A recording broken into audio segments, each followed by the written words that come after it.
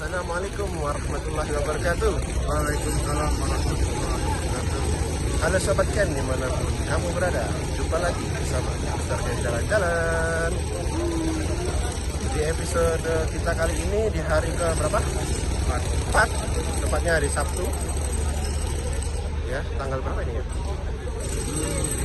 17, tanggal 17 Desember 2022. Kami melakukan ziarah tur ke Masjid Quba, yaitu masjid pertama yang dibangun oleh Rasulullah Shallallahu Alaihi Wasallam. Masya Allah.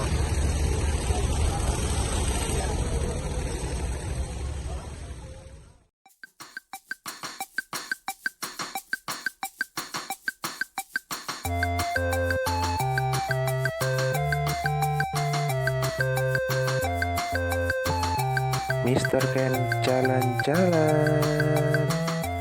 Miau. Masjid Quba menjadi titik awal sejarah kemasjidan dalam Islam.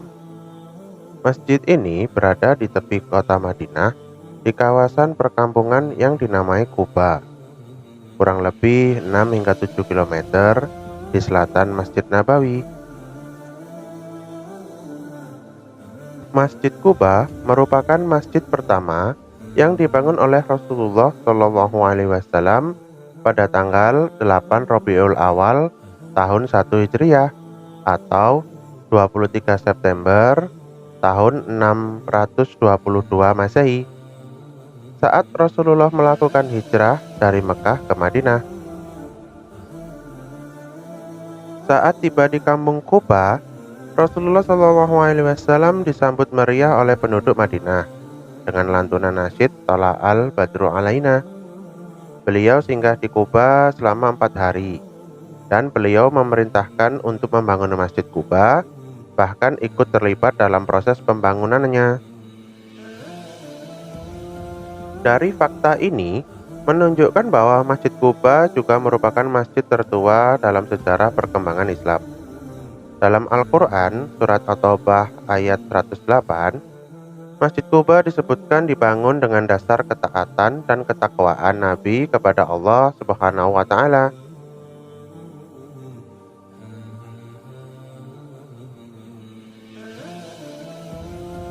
Setelah berada di Madinah, Nabi Muhammad SAW selalu menyempatkan diri mendatangi Masjid Quba untuk melakukan sholat 2 rakaat. Dalam hadis riwayat Imam Muslim dari Abdullah bin Umar, dia berkata, dahulu Nabi Shallallahu Alaihi Wasallam mendatangi Masjid Quba setiap hari Sabtu dengan berjalan kaki atau berkendaraan, kemudian melaksanakan sholat 2 rakaat. Keistimewaan Masjid Quba adalah apabila kita sholat di Masjid Quba, maka pahalanya sama seperti pahala umroh. Dalam hadis riwayat Ibnu Majah dan An-Nasa'i dari Sahal bin Hunayf radhiyallahu anhu, ia berkata bahwa Rasulullah Shallallahu Alaihi Wasallam bersabda, siapa yang bersuci di rumahnya, lalu ia mendatangi Masjid Quba, lantas ia melaksanakan sholat di dalamnya, maka pahalanya seperti pahala umroh. Keutamaan sholat di Masjid Quba seperti yang dijelaskan dalam hadis tersebut adalah pahalanya dihitung seperti umroh. Tetapi perlu diketahui ya sobat, bahwa ini bisa dicapai jika seseorang bersuci dari rumahnya ketika menuju Masjid Quba, sebagaimana yang disebutkan dalam hadis, barang siapa bersuci di rumahnya.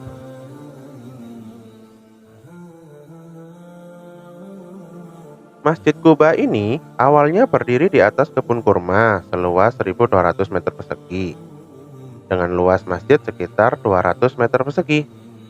Kemudian masjid ini terus direnovasi sehingga luasnya saat ini mencapai 5.860 meter persegi, sehingga dapat menampung lebih dari 20.000 jamaah. Hingga hari ini, pesona keindahan Masjid Quba mampu memikat ribuan pengunjung setiap harinya. Selain memiliki nilai sejarah, masjid ini juga memiliki keistimewaan dan keutamaan yang bisa dijadikan amalan untuk menambah keimanan dan ketakwaan kita kepada Allah Subhanahu wa Ta'ala. Masya Allah.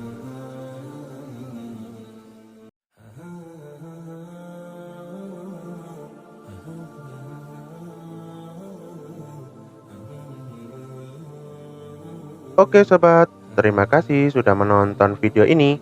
Barakallahu fikum.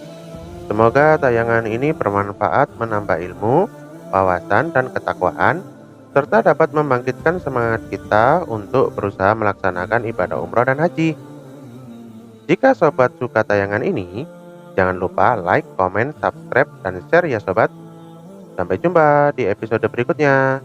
Assalamualaikum warahmatullahi wabarakatuh.